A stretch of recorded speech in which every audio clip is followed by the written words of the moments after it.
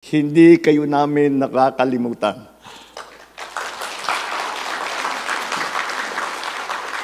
We work very hard to make sure that government services reach you all the way here in Korea or where. Maraming salamat sa ating...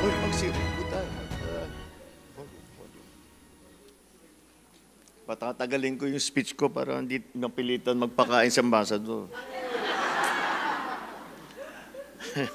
Maraming salamat sa ating Secretary of Foreign Affairs, Secretary Tess Lazaro. Ipapakilala ko po sa inyo lahat ng mga iba't ibang kasama namin na mga kalihim ng iba't ibang departamento po ng ating pamahalaan. Andito po ang ating Trade and Industry Secretary, Secretary Maria Cristina Roque. Ang namumuno ng Department of Migrant Workers. Ito po ay ito yung pinakabagong departamento po ng pamahalaan. Ito po ay binuo para sa ating lahat, para sa ating mga OFW. Andito po, Secretary Hans Leo Kakdak ng Migrant Workers Department.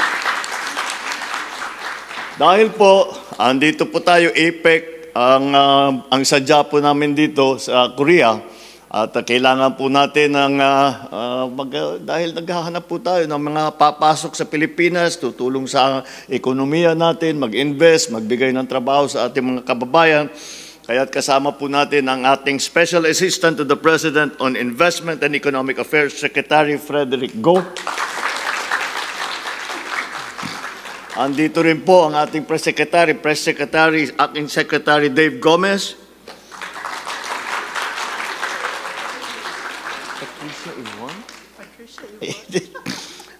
Nagugulat lang po ako kasi itong susunod na ipapakilala ko sa inyo. Ngayon ko lang nakita yung buo niyang pangalan. Ito yung OWA Administrator. Yan, nag-aalaga rin sa ating mga migrant workers. OWA Administrator Patricia Yvonne Kauna. Alam namin PY. Philippine Ambassador to the Republic of Korea, Bernadette Therese Fernandez. At hindi makumpleto ang ating pagpapakilala kung hindi po natin batiin ang ating First Lady Luis Araneta Marcos. Lahat po ng iba't ibang aking mga kasamahan na nagseserbisyo sa pamahalaan ng Pilipinas. At ang pinakamahalaga na bisita natin dito, ang ating mga minamahal na kababayan dito sa Korea. Magandang gabi po sa inyo lahat. Kinalulugod ko pong makasama kayong lahat dito sa Busan ngayong gabi. Alam ko po na marami sa inyo ay galing pa sa iba't ibang parte ng Korea. Kasama ang inyong mga pamilya, mga bata, kapatid, mga magulang. Mayroon pa sa inyo naglakbay ng kalahating araw gamit ang shuttle bus mula sa Seoul. Ganun ba? Mukha naman di kayo masyadong napagod at masigla pa kayo. Meron pa raw nag-drive. Meron pa raw nag-drive galing sa Daeju at Ulsan. At iba pa naman, lumipad na galing sa Jeju Island. Ay, nakabisi. Sa pagkakaalam ko, maraming sumakay ng train to Busan. Kaya una sa lahat, maraming salamat sa oras at sa pagmamahal ninyo sa ating inang bayan. Dahil kahit naman malayo kayo, ramdam namin sa Pilipinas ang inyong suporta, ang inyong malasakit. Nandito ako ngayon sa Republic of Korea, dahil nga sa APEC Economic Leaders Meeting. Mapakahalaga po itong meeting na ito dahil hindi lamang ito para sa Pilipinas, kundi para sa buong Southeast Asia at ngayon yung ating itinatawag na Indo-Pacific region. Dito nagkakaisa mga bansa sa rehiyon para pag-usapan kung paano natin mapapalakas ang ating mga ekonomiya, mas mapapabilis ang palitan ng produkto at serbisyo at masisiguro na ang bawat mamayan, lalo na ang ordinaryong Pilipino na may maliliit na negosyo sila ay kasama sa ating pag-uunlad. Para sa Pilipinas, malaking tulong ang APEC. Pinag-usapan sa APEC kung paano mapadali ang pagpapasok sa negosyo. Mas maraming negosyo, mas maraming trabaho. Mas maraming trabaho, mas maraming oportunidad at mas matibay na ekonomiya para sa ating mga pamilya. Mahalaga din ang APEC sa Education and Skills Exchange. Dahil sa mga partnership sa ilalim ng APEC, mas maraming kabataan ay may access ngayon sa training at sa scholarship opportunity, lalo sa digital skills, science at technology. Alam nyo po, dahil sa bilis ng takbo ng progreso ng teknolohiya, lahat po ng ating mga manggagawa ay kailangan madalas mag-training dahil 6 na buwan, nagbago na yung teknolohiya. Wala pang 1 taon, nagbago na nun, kailangan mag-aral ulit. Kaya ito po ay malaking pagkakataon para sa ating mga Pilipinong manggagawa na mabigyan ng magandang training na bagay doon sa mga hinahanap na skill set ng ating mga employer. Kaya napakahalaga po para sa atin yan. Dahil ang lagi kong namang sinasabi, kami pagka pinag-usapan namin ng ekonomiya, basta para sa amin, ang pinakamalaking asset talaga ng Pilipinas ay ang ating mga manggagawa. The Filipino worker is as good a worker as you will find anywhere in the world. Kaya kailangan ihanda natin ang ating mga kabataan sa kinabukasan para hindi na nila kailangan mangibang bansa kung ayaw na nila. Ang sinasabi po natin, pagka naayos po natin at pagandahin natin ng mabuti ang Pilipinas, traveling abroad, working abroad will be a choice.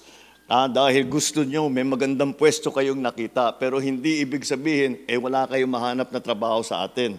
Kaya dyan po ang aming hangarin, yan ang layunin po namin. Kaya dyan, para patungo dyan, sa ganyan sitwasyon tayo ay nagtatrabaho para pagandahin ang Pilipinas. Subalit, mga kababayan ko, hindi lamang trabaho o ekonomiya ang mahalaga. Kaya gusto kong makita at makausap kayo dito sa Korea dahil gusto kong iparating ang pasasalamat ng buong bansa natin sa inyong sakripisyo, sa disiplina ninyo, sa trabaho na ginagawa ninyo, at sa kabutihan na inyong ipinapakita sa mga Koreano. My fellow Filipinos, I want to assure you, hindi kayo namin nakakalimutan.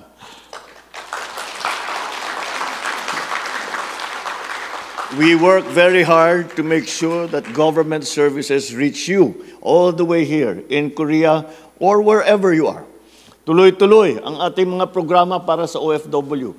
Para kayo ay protektado at may suporta at may pagkakataon makabalik at magtagumpay din sa sarili nating bayan. At dahil sa inyong tulong sa ating bansa, akin pong ikinagagalak na ipaabot sa inyo na sa mga susunod na buwan, sisimulan na ng Department of Foreign Affairs ang karampatang mga preparasyon para sa pagbubukas ng ating konsulado dito sa Busan.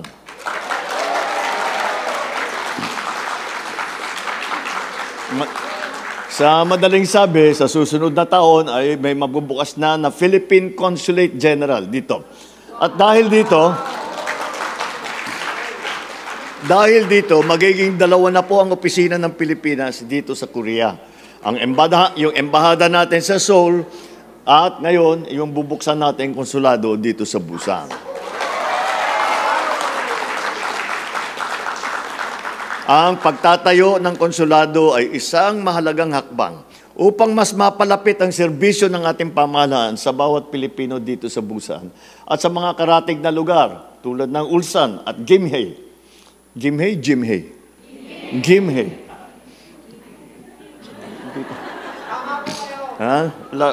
Hindi pa namin nakikita sa Batak yung ganun, kaya hindi ko alam ang pronunciation. Soon, you will no longer need to travel all the way to Seoul to renew your passports, to submit civil registry documents, and to legalize your documents for use in the Philippines. Isa pang magandang balita, ang pagbubukas ng SSS office natin dito sa Philippine Embassy sa Seoul. Mapapadali na po ang pag-aasikaso ng mga benepisyo at serbisyo mula sa SSS tulad ng membership, contributions, mga claim na hindi na kailangan umuwi pa sa Pilipinas. In the coming days, while participating in the APEC Economic Leaders Meeting in Gwangju, I will push for initiatives that directly impact the daily lives of our people. Support micro, small, and medium enterprises, yung ating tinatawag na MSMEs. Dahil po, halos sa 99% po ng negosyo, lalo na sa Pilipinas, ay MSME. Kaya't kailangan po nating alagaan ang mga nagpapatayo ng maliliit na negosyo. At para naman sila ay mapalago, hindi naman sila naiiwanan sa mga oportunidad na nandiyan, basta't maipalaman natin sa kanila. We will include digital trade opportunities, food and energy security, create sustainable jobs for our workers both at home and abroad. Hindi ito, these are not abstract goals na mga naintindihan lamang ng mga ekonomista, mga profesor. Ito ay mga praktikal na ating maaring gawin upang pagandahin ang ating ekonomiya, to make it more inclusive and to make it more resilient. Alam niyo po, isa sa pinakamalaking issue sa panahon ngayon, lalo na sa Pilipinas, ay yung climate change. At marami talaga, kasi sigurado ko na babalitaan ninyo, ay dinadaan na madalas tayong daanan ngayon na malalakas na bagyo, ay nalindol pa tayo nung nakarang ilang linggo. Kaya ito po ay kailangan natin makipag-ugnayan sa iba't ibang bansa. Dahil po, kahit anong gagawin ng Pilipinas, kung nag-iisa lang ang Pilipinas, hindi po gaganda ang sitwasyon. Kailangan po magsama-sama lahat. It is the first, I always describe climate change as the first truly global problem. And the reason I call it that is every single citizen of the world is affected by climate change. And furthermore, the only solution to climate change is for every single citizen of the world also to contribute. So I will be meeting with business leaders and partner governments to promote greater investment in Philippine industries such as technology, agriculture, renewable energy. Every collaboration we make means more livelihood, more learning, more hope for Filipino families.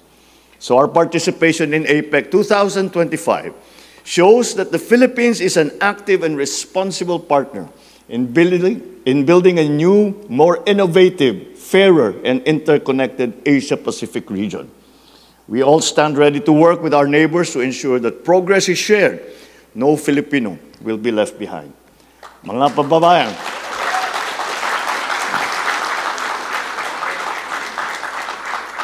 kababayan, kayo ang inspirasyon ng bawat Pilipino.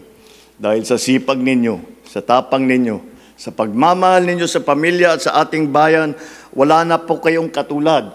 Kaya mula sa puso ko, maraming salamat sa inyong lahat.